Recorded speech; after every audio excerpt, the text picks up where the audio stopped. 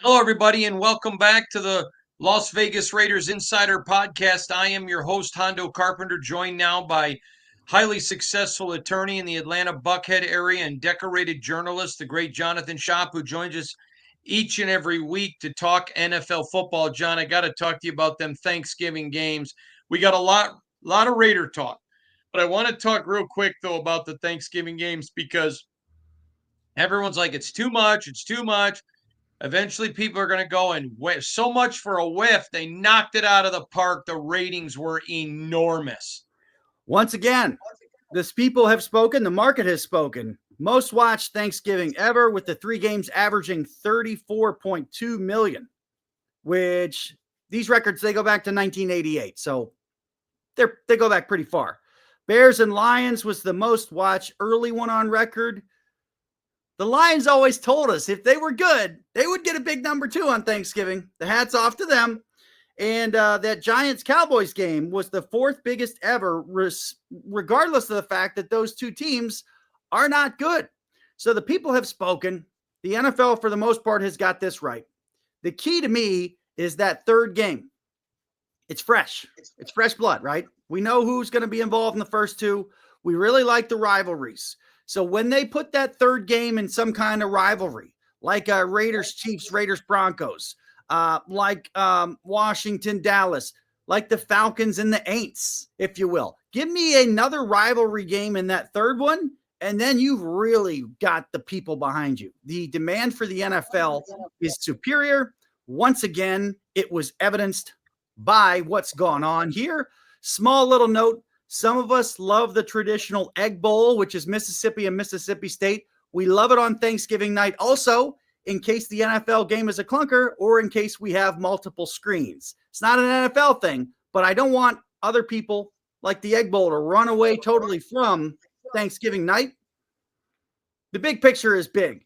People love it. They like what's going on. They want a good rivalry game in that third one, and there are plenty to explore. Let's go to the Raiders. And let me just tell you, I was there again for another controversial ending. The ref blows the whistle. He's signaling a false start. Then they say, no, it was an illegal shift. Oh, by the way, listen, you know this because we've been friends for nearly 2 decades. I know a lot of refs, good, honest men. I do not believe the games are rigged. I want to make that emphatically clear. I just think it's terrible officiating.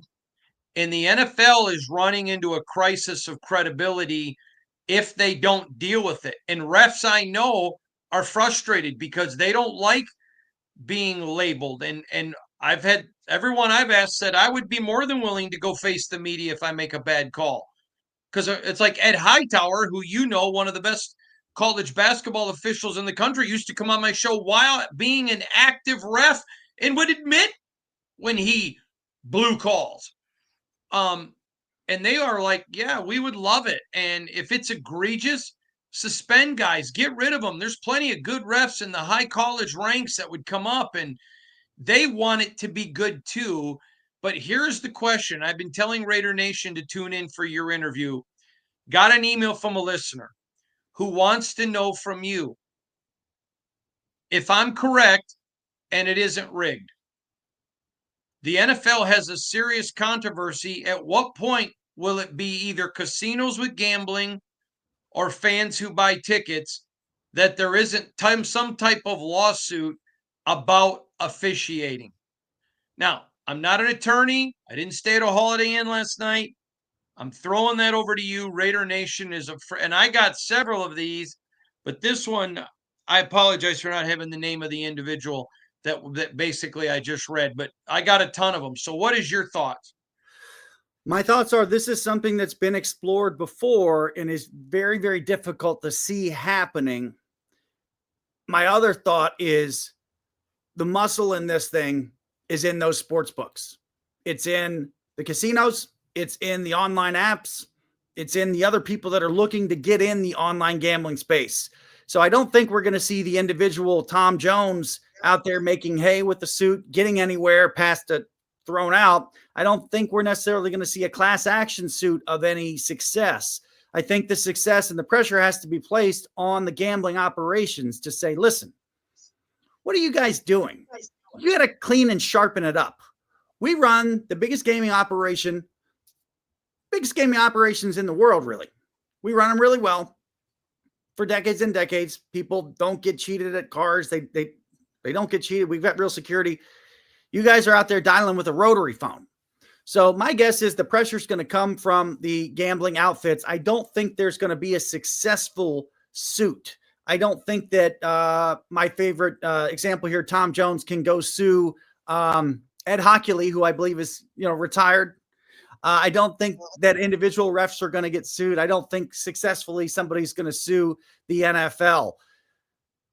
You may be able to get further by applying pressure and maybe some organized pressure from fans on the gambling outfits, perhaps on the broadcasters, on maybe even the sponsors, to try to get them to get with it. Now, I'm on a limb here thinking the NFL is going to really step things up next year. There's going to be technology helping officials and replacing. There's going to finally be an off-field official. Give an off-field official a chance. Give them limited jurisdiction. Give them a button to push. This stuff should not happen. I can't tell you how many times my phone went off from my brother saying, how can this be? How is this possible? Why is there not an off-field official? I'm like, you're preaching to the choir that was looking for an off-field official as soon as we got HD TV screens. They got a problem they got to clean up. The NFL is asking for a real serious embarrassment here. They're asking for it because they have not done enough so far to stop something really bad from happening. There are physical parameters, such as large humans moving very fast, that can get in the way of official in his view. But there's also no excuse. And you've told us that it's not the officials on the field now who have an ego so big they're saying no off-field officials. You've told us that they're not opposed to it. There's no excuse for them not to get with it, if not be the leader in having the most organized and professionally and successfully officiated sport. What happened to the Raiders, understandably, was relatively underplayed by the Raiders. It was professionally handled by Aiden O'Connell and so many people in that organization. Nobody's running around to pat them on the back. I'm just giving you an objective take, folks. They could have made a lot more noise about what happened there and when it happened. The NFL needs to take this as a final warning shot. They are asking for more embarrassment and real trouble. God forbid it happens with an audience way over 50 million. That's where these games are headed this year. They got to get it correct. They got to do it next year. Yeah, it's fascinating to me. All right, let's talk about the Falcons. Kirk Cousins hurts his arm. Looks like he's in free fall. I don't think they want to go to Penix. I think they want to stick with Kirk, but man, interesting times in the ATL. Let's talk about it. Look, this is one of the most interesting draft picks of the first round. And folks, I don't need to talk to you. You guys are the choir. But do you have any idea where the Falcons would be right now if they had picked Brock Bowers instead of Michael Penix? I think they'd be at the top of their division and flying. They didn't. They took Penix. That's fine. Cousins is out there getting hammered. Looks like a couple weeks back, Cousins got a shoulder injury. Cousins got an elbow injury. He is as professional as it gets. He's not saying a word. All of a sudden, the ball isn't coming out right. 4 picks last week. By my count, 2 were on him, 2 were on the ball club, meaning the guy catching the ball. Not good. The Falcons look like they are free falling. The Falcons look like they are about to eat it and fall out of division, out of the division lead, out of the division race, probably out of the playoffs. So the question is, where is Michael Penix? This is a good time to talk about it. Is Michael Penix ready to start at the NFL level? Well, only the Falcons know that. We don't know if it's a situation where he doesn't have command of the playbook, or he is maybe the game is moving way too fast for him in practice, etc. But we're getting very close to the point where they're going to have to probably make a decision and put Penix in if Cousins does not heal. Now, this is an interesting week for Atlanta as they're free falling. They're going back to Minnesota, where Kirk Cousins had a lot of success. Was throwing the ball almost as well as anybody. Unfortunately, time wasted in that square peg into the round hole Mike Zimmer era, to be honest with you. So this is a crossroads for the Falcons, and they're going into a place that listen, the Vikings are in a serious situation too. They got to keep up with the division they're in to try to keep hold of a playoff position.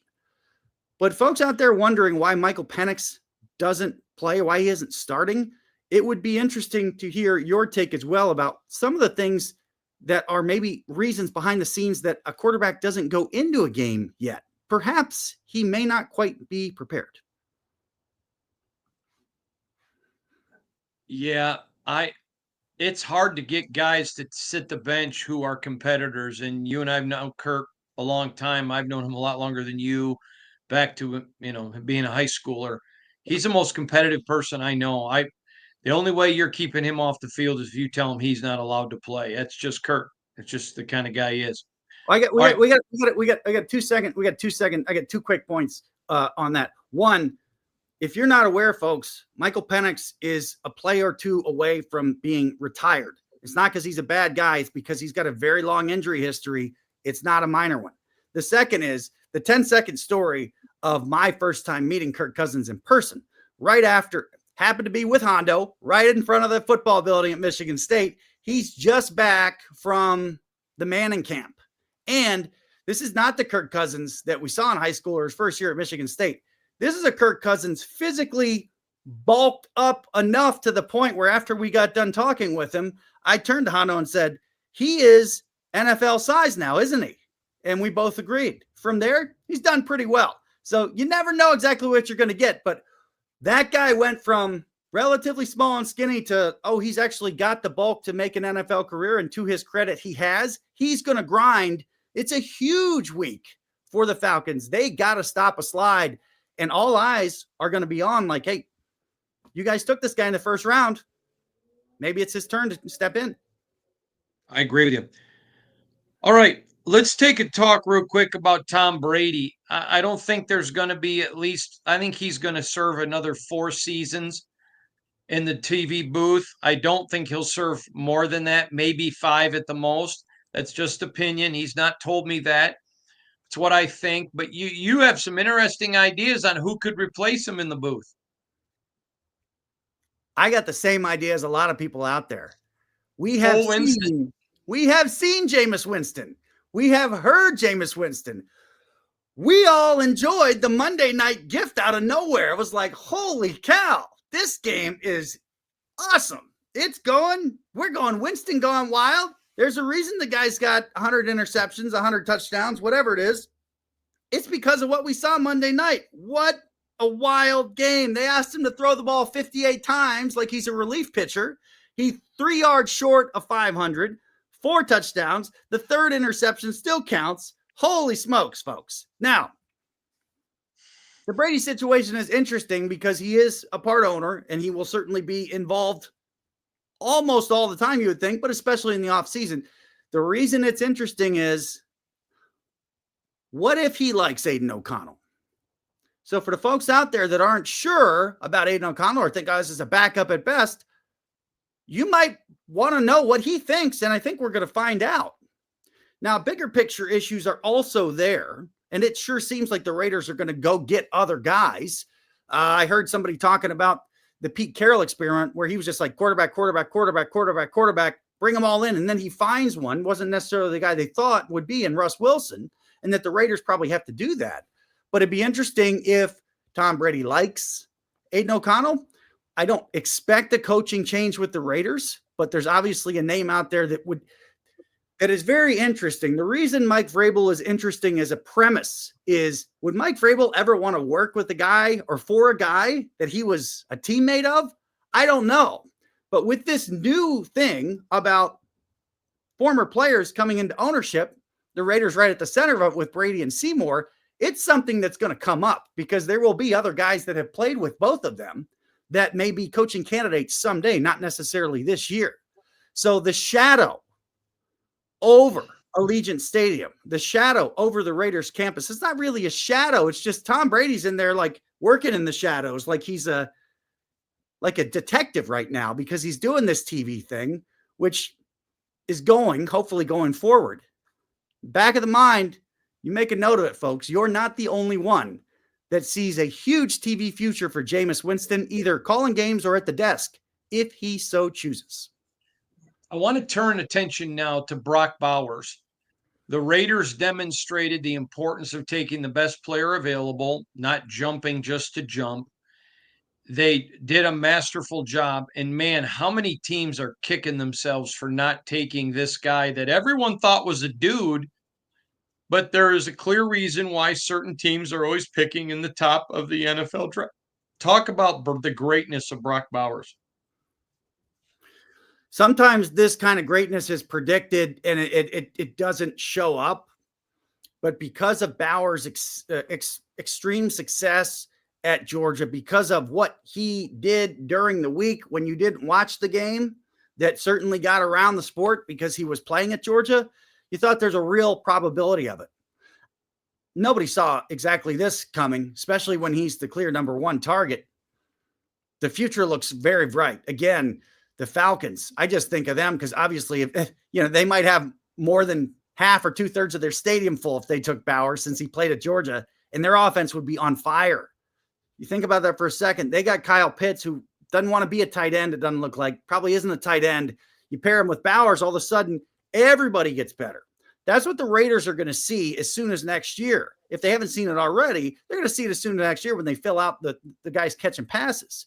One of the things we should do in the offseason is literally go through each team that drafted before the Raiders and take a look at who really did whiff not taking him, and maybe consider how painful it would have been for the Raiders had they not taken him. I'm sure there's another guy or two that would have been successful, and we're only 1 year into hopefully a long career. But you may be looking at a rare rookie who's in consideration for all pro honors and that type of thing.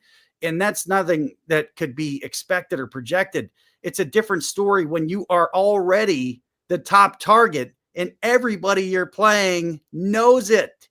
This guy is physically dominating. He's got a high NFL football IQ. He's proficient in his routes. He understands separate, catch, block. And folks, there ain't no sign he's going to do anything but get better. Get really excited about Brock Bowers in silver and black for the future. I agree. All right. I've got other topics I need to talk to you, but we're up against a time crunch. Next week, I want to get into the NFL Hall of Fame because they're looking at great picks, good picks, and watering it down picks. And I'm really concerned about it. We'll get into that next week. So how are we doing with our fearsome foursome? Where do we stand on our record so far? We stand exactly where all the people out there who've got DraftKings and otherwise gambling do, right? Even Steven, right? Y'all are out there even. You put it down, you're dead even. We are even Steven as well, thanks to a fantastic week, a 2-win week by this guy right here. Those who bet against the Eagles right now are asking for it. Even Steven, we're picking 4, the 4 that matter. Now, this one sounds weird because didn't it just happen like 2 weeks ago? Cleveland and Pittsburgh. Wait a minute. Didn't that just happen? Yes. The schedule man made a little quirk. Is it because of the AFC North Hard Knocks? I don't know. But you see these AFC North games, you get fired up with Hard Knocks, which I'm sure we'll talk about in coming weeks, and you think, is the spoiler in the building? Do the Steelers have it in them to slip up? These games are always closer than they maybe look like they would be on paper. Any Hail Mary, any kind of bounce back after the wild experience on Monday night for Cleveland going to Pittsburgh? Pittsburgh. Mike Tomlin's got it going. Tomlin special last week. Pittsburgh this week. We talked about the desperation rising.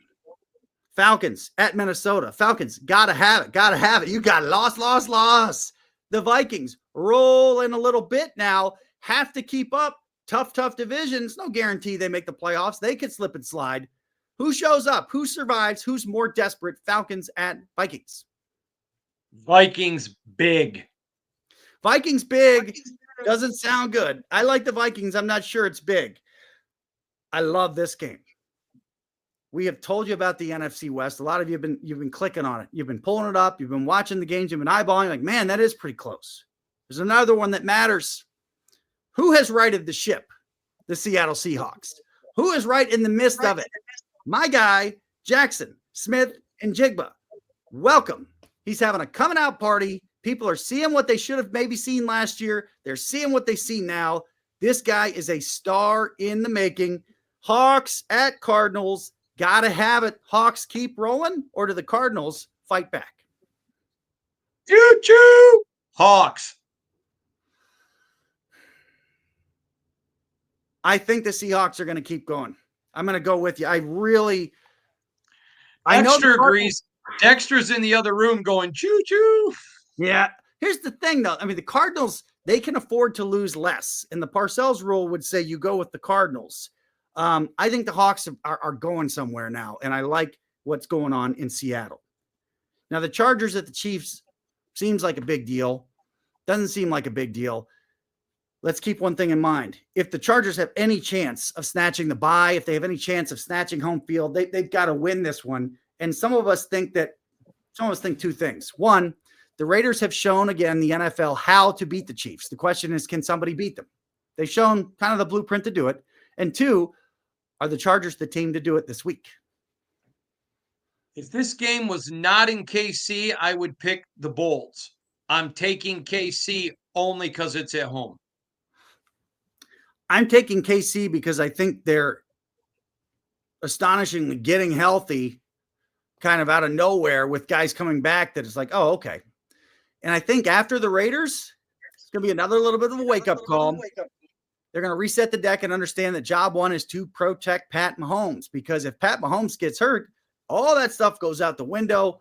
I actually like the Chiefs this time, and if they do win, and if they win in a solid and convincing fashion, I'll probably come back here next week and tell you I think the Chiefs are going to win the Super Bowl again. All right, John, tell everybody where to find you on Twitter. Still out there at JP Spartan. See you next week, John.